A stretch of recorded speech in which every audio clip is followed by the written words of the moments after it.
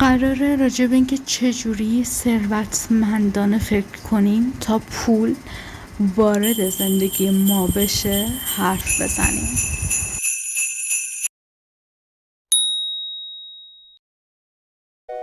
پولدار بودن یعنی این که حتی وقتی کار نمی کنی پول برات کار کنه. اگه تنها راه درآمد اینه خودت کار کنی هنوز ثروتمند نیستی، مخصوصا اگه حقوق بگیری. دارایی‌های هوشمند، سرمایه‌گذاری و جریان‌های درآمد غیر فعال بساز. اونی که هیچ چی نداره کسی نیست که پول نداره، بلکه کسی هست که چیزی جز پول نداره. پول تو جای درستی به کار بگیر و غیر این صورت همیشه برای پول کار میکنی. یه چیز خیلی جالبی که خودم خونده بودم تو کتاب کد بیداری این بود که پول باید جاری باشه، یعنی با اون پول به حسابت حتما یه کاری بکن، ملک بخر، ارز دیجیتال انجام بده، کلاس و سمینارهایی برو که باعث بشه مهارت پیدا کنی، اطلاعاتت زیاد بشه یا حتی مهارتی که داری رو پیشرفت بدی. خرج استایلت کن، غذای عالی رو امتحان کن و یه کاری بکن و ثابت نگهش ندار تو حساب بانکیت و ذخیره نگهش ندار، مگه اینکه فقط یه بخشی از اون پول رو بخوای ذخیره نگه داری و این کار عالی هم هست اتفاقا، ولی اگه اینکه یه پول گنده رو بخوای توی حسابت نگه داری اصلا عاقلانه نیست و پول باید توی زندگی جاری باشه و هر چقدر که خرج کنی همونقدر برمیگرده. پول یه انرژیه و یه ابزاره خیلی قشنگ توی زندگی ما انسان ها وارد میشه اگه که ذهنیت فراوانی رو داشته باشی. نحوه خرج کردن پولت آینده‌ت رو شکل میده. پولت رو جایی بذار که برات سود آوره، نه تو چیزایی که تو رو سرگرم میکنه مثل کافه و هر چیزی که خودت الان اومده تو ذهنت. پول مثل آبه، اگه کنترلش نکنی هدر میده. مدیریت مالی رو یاد بگیر و یاد بگیر که چجوری با پول رفتار کنی.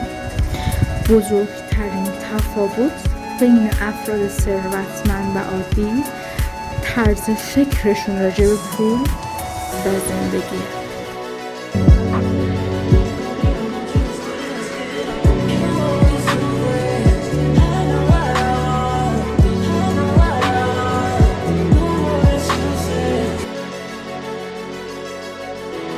خیلی از باورهای انسان‌ها از طریق خانواده، دوست، جامعه و کشوری که تون به دنیا اومدن بهشون رسیده. باورهای منفی رو شناسایی کن و از بین ببر. ذهنیت مالی تو تعیین کنه چقدر ثروتمند باشی. اگه خودت رو قربانی شرایط مالی بد بدونی باید انتظار همین شرایط هم داشته باشی. پول هیچ وقت به دنبال تو نمیاد، تو باید اونو دنبال کنی. یعنی نمیتونی بشینی تا یه روزی یه فرصت جدید نصیبت بشه یا حال روحیت بهتر شه یا چه میدونم مکان و موقعیت رو عوض کنی تا بالاخره یه کاری رو شروع کنی. هر کاری که بزرگه برای پول در آوردن رو شروع کن و تو اوج تنبلی و تنهایی ادامش بده. اینطوریه که زندگی فرصت ها رو برات رقم میزنه. زندگی تو همون چیزی که باور داری، همیشه بسته به ذهنیت تو شکل گرفته. خودتو قربانی خانواده یا هر چی دیگه ندون و کارهای بزرگ رو کم کم شروع کن. این خیلی مهمه تو زندگی. و چیزی که هست اینه که هیچ وقت نگین دیره. هیچ وقت، شاید خیلی کلیشه‌ای باشه ولی برای شروع هیچ کاری نگین دیره. حتی اگه آخر شب بود اون کار عقب مونده‌تو انجام بده. حتی اگه سنت بالاتر از استاندارد ذهنیتت بود گیواب نکن و توقف نکن و ادامه بده. و مهمترین بخش ماجرا استارت زدن یک کاریه و بعد داشتن این ذهنیت که مثل کارهای قبلی این کارت رو ول نکنی. کدوم یکی از کارهایی که قبلا ول کردی نتیجه داده؟ هیچ کدوم. پس اگه میخوای کاری رو شروع کنی یادت باشه که مهمترین بخش استارت زدنه و بعد ادامه دادنه و یادت باشه مثل کارهای قبلی ولش نکنی.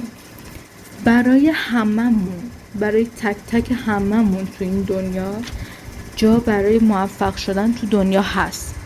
خودتو خاص و متمایز ندون و قدم بردار. خودتونم مقایسه نکنید با کسی، حتی با اونی که یه کاری رو با هم شروع کردید، با هم همزمان شروعش کردید، حتی اگه تو اون کار استعداد داری. خب وقتی مقایسه کنی شروع میکنی به شکست خوردن و این مهمترین بخش ماجراست. خودت رو هیچ وقت با کسی مقایسه نکن و یادتون نره که لایک کنید و سابسکرایب کنید و امیدوارم که به دردتون خورده باشه.